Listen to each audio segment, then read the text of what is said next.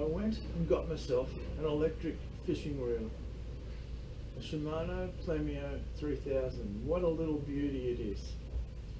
But before I could go fishing, there were three things I needed. I needed the fishing rod, I needed the fishing line, and I needed a power supply. And we're going to have a look at all these more closely in a little while. The fishing rod sorted out. A lovely little solid fiberglass rod, under 6 foot in length. I insist that my rods are shorter than I am, otherwise they certainly get in the road in the boat. It'd easily catch me a fish of 20 kilograms. So let's move on to the fishing line. Now I went for braid. I bought this reel of braid at Kmart. Only cost about $30 something, and it's rated at 37 kilograms, 80 pound. Now, internationally in electric reel talk, fishing line braid is described by its, not by its breaking strain, but by its PE rating, and 80 pound is PE5, and the reel will hold about 350 meters of this line. It's a lovely little line, quite soft. Now this particular gel spun polyethylene, and if you have a look at the reel, which is already spooled, you can see it comes in a variety of colors, and each color runs for 10 meters and then it changes, and each meter is indicated by a couple of yellow patches which would enable you to work out the length of line that's being used if you did not have a line counter on the reel, which we're going to look at later. What you can also see here is my little spooling and deploying device that I invented, and I'm quite proud of it. Next we're going to have a look at the power supply. Now electric reels obviously need a source of electricity, and I could hook the power lead of the reel up to the boat battery, but the problem here is I'm restricted in movement up to 2.4 meters, 8 feet, which doesn't leave a lot of room moving around when usually the boat batteries are at the back of the boat. So I went and purchased a dedicated battery, and online I found this little beauty. It's a deep cycle lithium iron phosphate 12 volt 10 amp hour battery, and it probably doesn't weigh more than 2 kilograms. It just does everything I wanted it to do, as well as which I had to go and buy a dedicated battery charger, and I got this from JCar. It cost about $30. It takes a little bit of time, but it charges up the battery before I go fishing. Here's an ice cream container in the boat. That's where I put my lithium iron phosphate battery. Step, we're going to look at how I set up the power supply.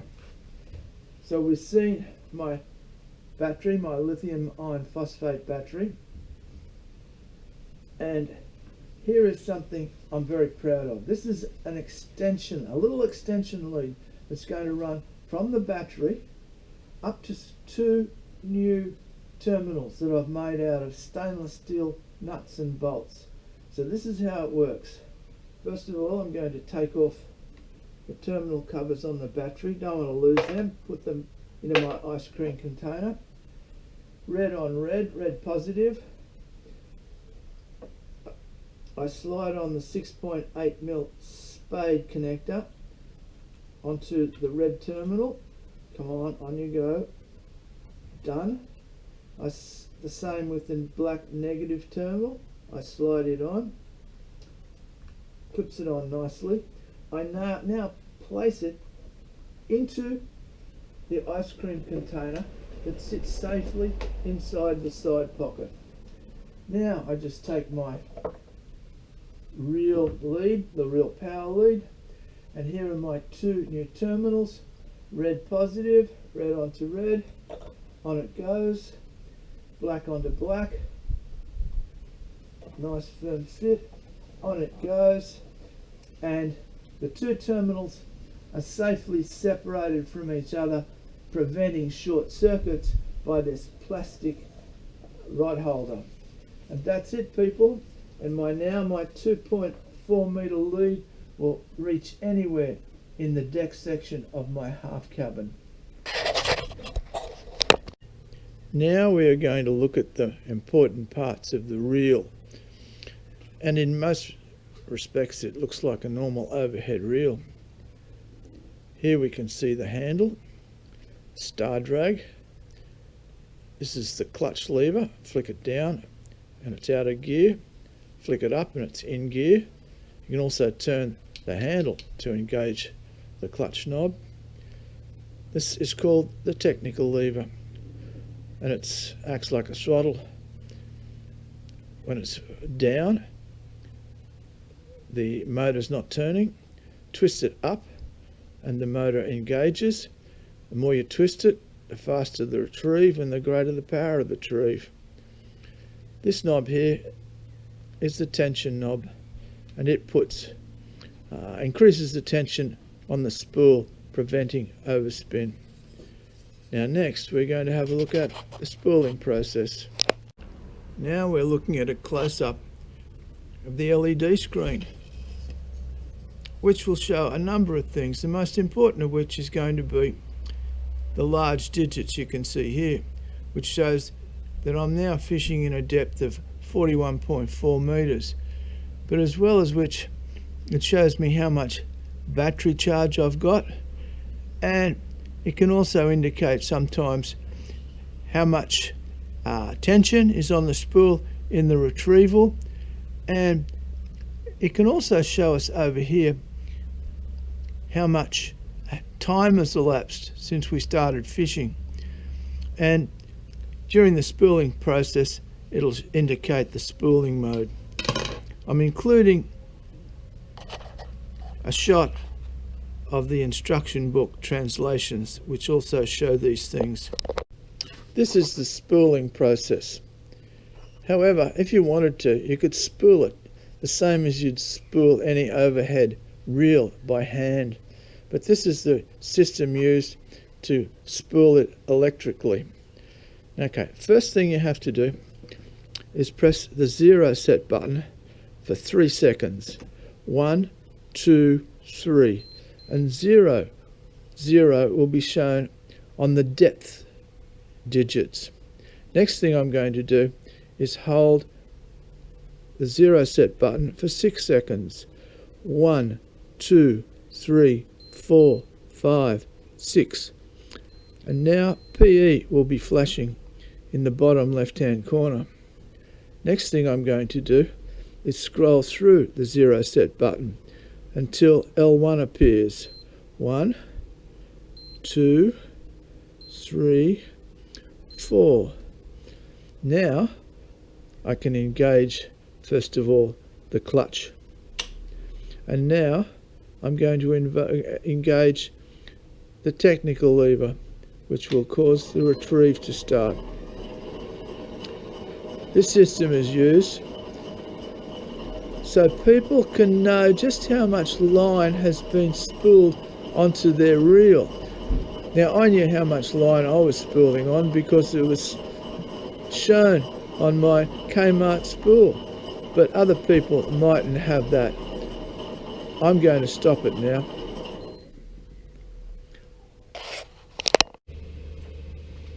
Now in this clip we're going to be looking at the deployment process and then the retrieval process. First, deployment.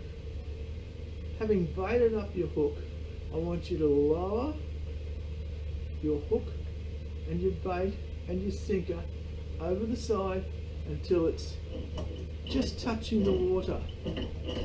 I'm simulating that now on my little spooling device. Now Having done that, we're going to press the 0 button and hold it for 3 seconds.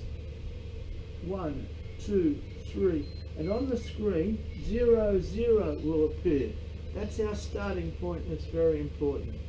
Now, with the reel in free spool, clutch off, I'm now going to drop to the bottom of the ocean. Well, I'm not really. I'm going to simulate it using my electric drill. And here we go. My sinker, my hook, my line are all zooming to the bottom of the ocean. The line's changing every 10 metres from orange. And now I'm going to go, just must be about 10 metres.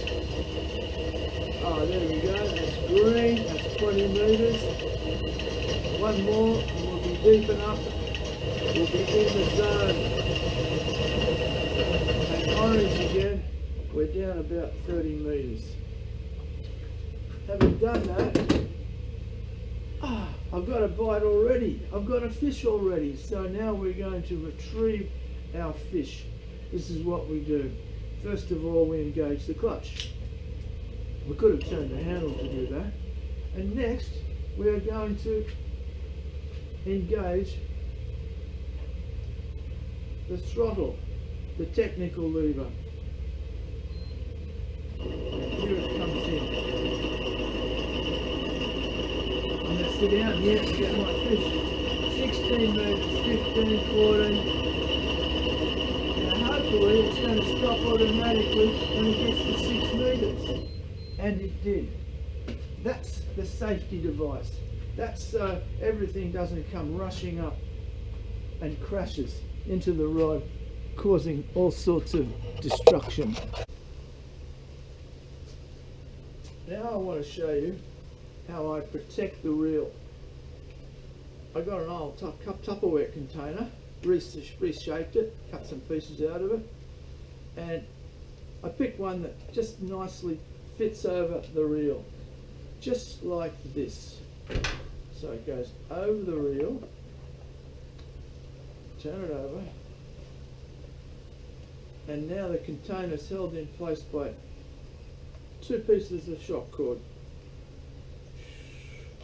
with little hooks on the end, one through there. You see the problem here, went the wrong way.